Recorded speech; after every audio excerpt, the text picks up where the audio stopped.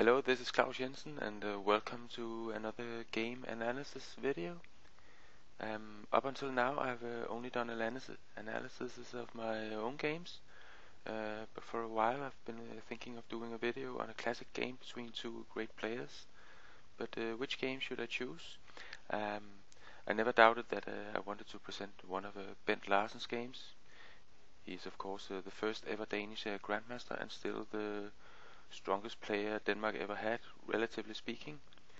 And I have chosen a game that was played in the best period of Bent Larsen's chess career, which is undoubtedly the late 60s, early 70s. I also have chosen a game which was played against the strongest opposition available. In fact, this game is against the reigning world champion at that time. I also chose a game that was played in one of the strongest tournaments of that time. I'll come back to that later. And of course wanted to show a game that had some entertainment value, and I think this game definitely has. Okay, the game we're about to watch is Bent Larsen, Tigran Petrosyan from the 1966 Santa Monica tournament, also known as the second Piatigorsky Cup. A super tournament played as a double round robin between 10 of the best players of that time. Winner of the event was Spassky with 11.5 points out of 18, ahead of Fischer with 11 points and Bent Larsen with 10 points. On the following places we had Unzicker, Portisch, Reshevsky, Petrosyan, Najdorf, Ivkov and Donner. So this was a very, very strong tournament of that time in 1966. The comments to the game are primarily Bent Larsen's own, and from his book 50 Memorable Games, which came in 1969. He has comments into this famous game. But let's get on with the game. Bent Larsen is white, of course, and we have a Sicilian Dragon, which was also one of Larsen's own favorite openings as black. And he comments here after 96. He says this is almost as playing against myself, because Larsen had played this line as black many times. A few more moves was played here, and now Rook AD1. Larsen thinks this move is stronger than the one Keres chose against Petrosyan 7 years earlier, where he put his rooks on C1 and D1. But Larsen thinks it's more aggressive to put the A rook in a D file, and then the other rook can go to the E file if necessary.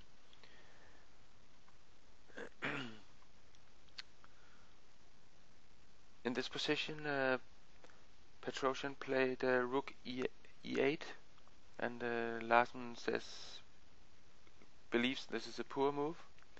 The best continuation for black is, according to Larsen, is Knight C5 here, and after F3 protecting the E4 pawn, A5.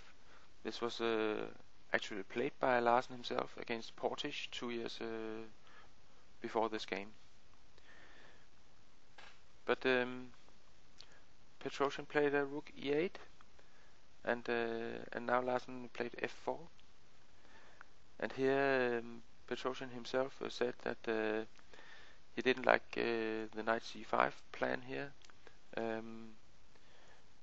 because of a Knight B4, Queen C7, but actually black seems to be okay here, and probably better here than in the actual game. But Knight C7 was played, and Larsen here plays F5 immediately. And now Petrosyan sees that this E5 square is now available for black after F5, so he decides to move his knight once again. He plays Knight A6 with the plan of going to B8, D7 and E5, where the knight would be very nicely placed.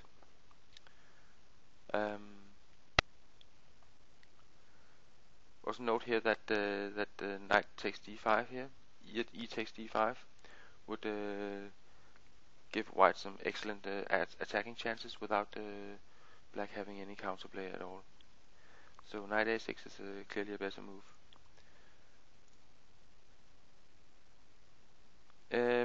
After knight a6, Larsen thinks that the best move white can play here is b4, and now if knight b8, to follow the plan I told you about just a few seconds ago, then b5 is forcing black either to play bishop takes d5, queen takes d5, after which white has some very strong threats on f7 and b7, and this is clearly better for white.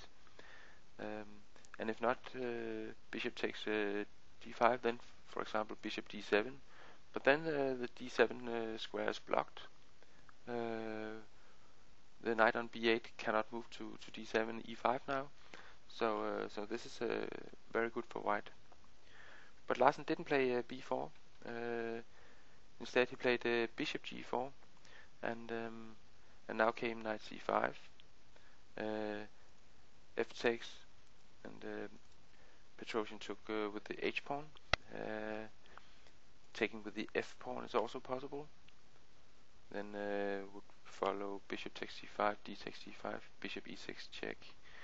And here white has some attacking chances, but an unclear position, I think, and so does Larsen, of course. But f takes was surely a possibility for black. But he took with the h pawn, and then followed queen f2 here, rook f8. Yeah, the rook has to go back to defend the f7 square. This is why the rook e8 move was a poor move. And in this position, Larsen makes a move that he gives double exclamation marks himself. I think this is a exaggeration, but surely it's a good move he comes up with here. He says that he has presented this position to many students over time, and used it as an example of how to choose the right move with the method of eliminating the poorer possibilities.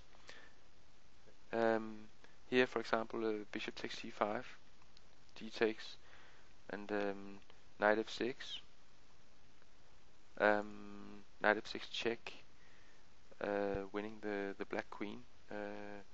But after bishop takes f6, rook takes d8, black actually has enough compensation for the queen. So this is not a good possibility. And instead of knight f6 check, the discovered check immediately, he could play. He could also play queen takes c5. But bishop takes d5, rook takes, queen b6, b4, queen takes c5 check, b takes c6. It's looking a little more drawish. Opposite colored bishops, bad pawn structure for white.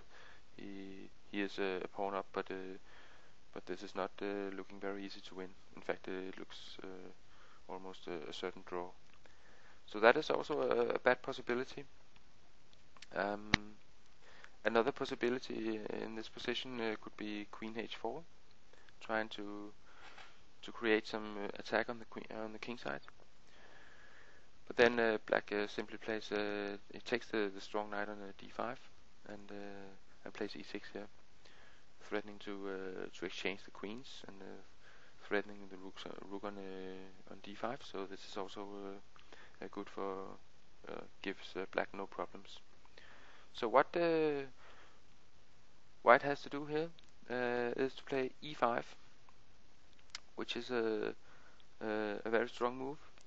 And the game continued. Bishop takes e5, and now queen h4 takes on d5, rook takes, and then here, as in the line shown before, the best defense for black is e6 here, and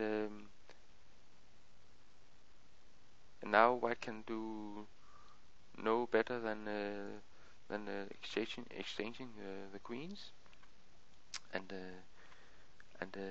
we reach a position like this where white has the bishop pair for a rook, and this was the original plan of the e5 move, but again black has some very good kingside pawns.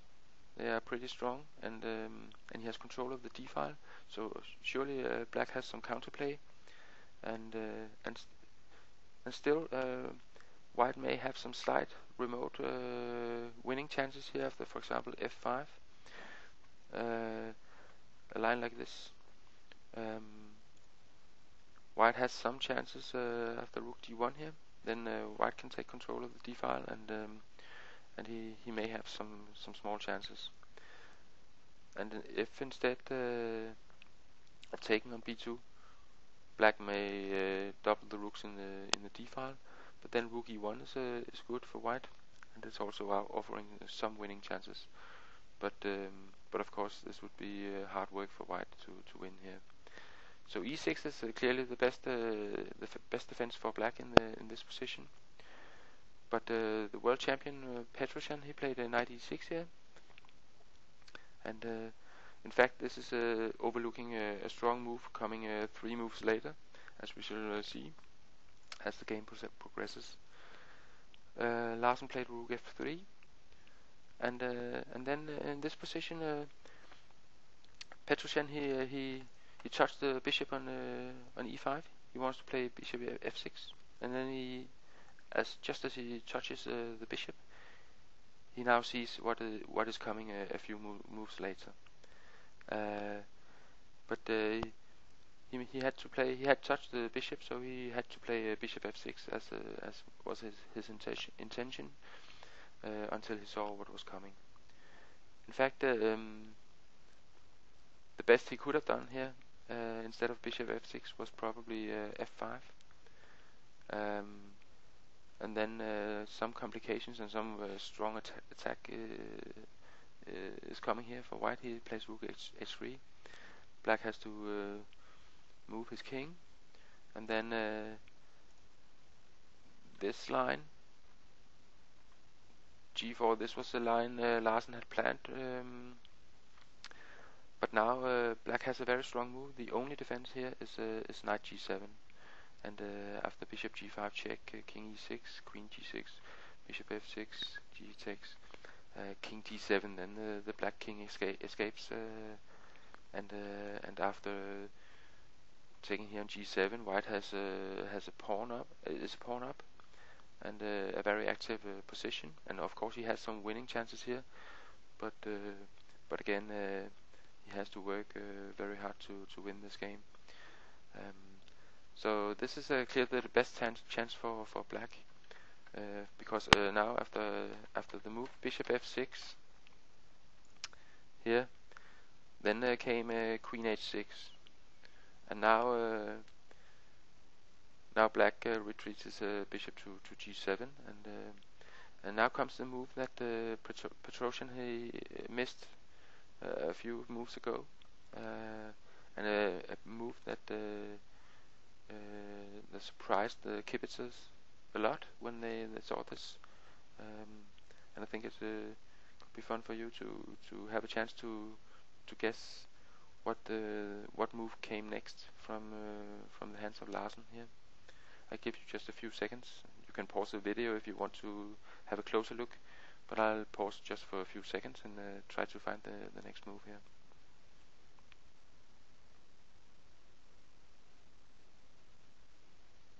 Yes, what white did here was actually to sack his queen against the reigning world champion. That's not something you will see every day. So, and this is of course one of the reasons why this game is so famous, and why I have chosen to do a little video on it here. The move played was queen takes g6, and Larsen commented himself that he had planned this, and he spent only 3 minutes on the move, but he could just as well has played it at tempo, because this was the plan all the way. So he could have blitzed the move without any problems. But he spent 3 minutes just to be completely sure that this was winning. Petrosian played knight f4 here. He could leading to same position as in the game would be f takes g6. Then follows bishop takes e6 check, and white goes between with the rook, and white takes it, king h8 and rook g5, and then white has a crushing attack on the black king. And this is basically the same as happened in the game, where after knight f4, then rook takes, f takes, bishop e6, rook f7, rook takes f7, king h8, and rook g5. And Larsen's comment here is that now the battle is between two white rooks and two white bishops against the black king and black bishop. And no wonder that black is defenseless against these forces. The black queen is completely out of play, and white is having a decisive attack here.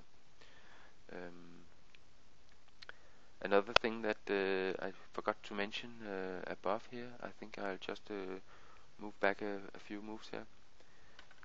Sorry, because there was another funny little thing here, is that that after queen takes g6, the queen sack here, we saw that f takes would lead to the same position as in the game, but black might also have tried knight c7, but then follows another queen sack.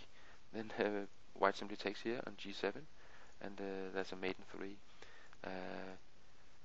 Just a little sideline that I forgot to mention here.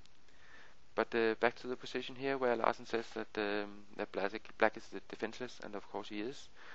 He plays b5 here, and then Larsen simply plays rook g3, threatening rook h3 check, and black resigned the game here.